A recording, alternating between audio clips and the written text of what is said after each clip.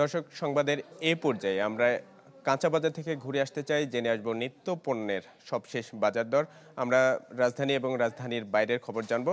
রাজধানী থেকে যুক্ত হচ্ছেন আমাদের সহকর্মী রাকিব হোসেন, তিনি আছেন বাড্ডা কাঁচা বাজারে। জানাবেন বাজারে নিত্য পণ্যের যোগান আর সেই সাথে দামের ফারাক কেমন। ইমদাদ, আমরা এই মুহূর্তে আছি মধ্য বাড্ডার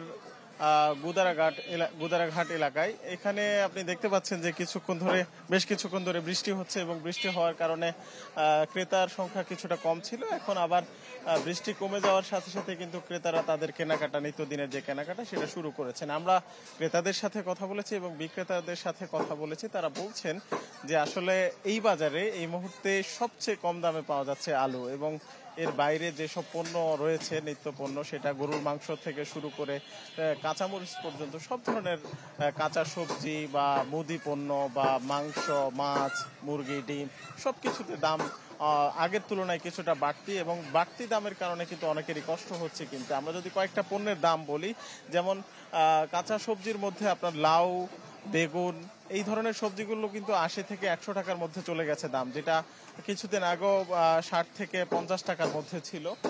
এবং আমরা দেখেছি যে ব্রয়লার মুরগির দাম ছিল ১৫০ টাকার মধ্যে বেশ কিছুদিন ধরে, সেটি এখন ১৮০ টাকা বিক্রি হচ্ছে। এবং ফার্মের মুরগির যে ডিম, লাল ডিম সাধারণ মানুষ কেনেন, সেই ডিমের দাম কিন্তু বেশ কিছুদিন ধরে নাগালের মধ্যে ছিল। ১২০ টাকার মধ্যে ডিমের ডজন পাওয়া যেত, কিন্তু এখন সেটি ১৫০ টাকায় গিয়ে ঠেকেছে। আমরা দেখেছি যে চালের দাম বাড়ছে, আমরা দেখেছি যে পেঁয়াজের দাম বাড়ছে, এবং এই বাড়তি দাম নিয়ন্ত্রণের জন্য কিন্তু সরকার আমদানির মাধ্যমে বাজার নিয়ন্ত্রণ করার একটা চেষ্টা চালাচ্ছে। কিন্তু তারপরেও মানুষের আয় যেহেতু কম এবং আয়ের তুলনায় জিনিসপত্রের দাম বেড়ে যাচ্ছে, সেজন্য মানুষের খুবই কষ্ট হচ্ছে, এবং সেই বিষয়টির কারণেই কিন্তু মানুষ বাজার নিয়ে এত অস্থির থাকেন এবং দুশ্চিন্তায় থাকেন। রাকিব, ধন্যবাদ আপনাকে। আসলে অন্তর্বর্তী সরকারের উদ্যোগ যে কাজে আসছে না গত ৩ বছরে, আমরা সেটি প্রকট আকারে দেখেছি। যাচ্ছে ফেনীতে, দিলদার হোসেন স্বপন, জানাবেন সেখানকার পরিস্থিতি কি।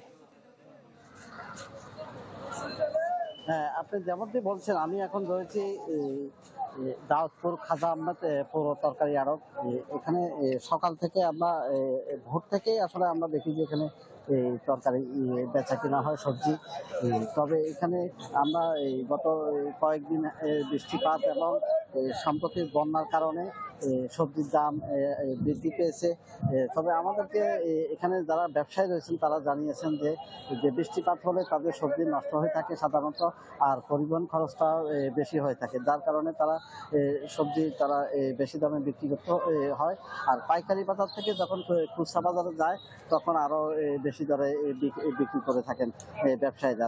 তাদের অভিযোগ তারা আরো বলেন যে তাদের সবজিগুলো নষ্ট হয়, যার কারণে তারা বেশি দিয়ে বিক্রি করে। তবে এখানে ভোক্তাদের দাবি হলো যে অন্তর্বর্তীকালীন সরকার রয়েছেন, বাজার মনিটরিং এবং সবজি উৎপাদনের বিষয়টি যদি জোরদার করা হয় তাহলে হয়তো একটু কমে আসতে পারে। সেক্ষেত্রে বিভিন্ন বিভাগ, কৃষি বিভাগ সহ অন্যান্য বিভাগগুলোর প্রতি জোর দেওয়ার জন্য সরকারের প্রতি জোর দিচ্ছেন ভোক্তারা। আর পাশাপাশি বাজার মনিটরিং এর বিষয়ে তারা বেশি জোর দিচ্ছেন, তাতে করে হয়তো এখানে যে বিভিন্ন বাজারে বিভিন্ন রেট রয়েছে সেই রেটটা হয়তো একটু স্বাভাবিক পর্যায়ে আসতে পারে। দিলদার, ধন্যবাদ আপনাকে। আমরা শুনছিলাম ফেনীর বাজার দরের সবশেষ খবর। দর্শক, কাঁচা বাজারে এই অস্বস্তি গেল ৩ মাস ধরে আমরা প্রকট আকারে দেখছি।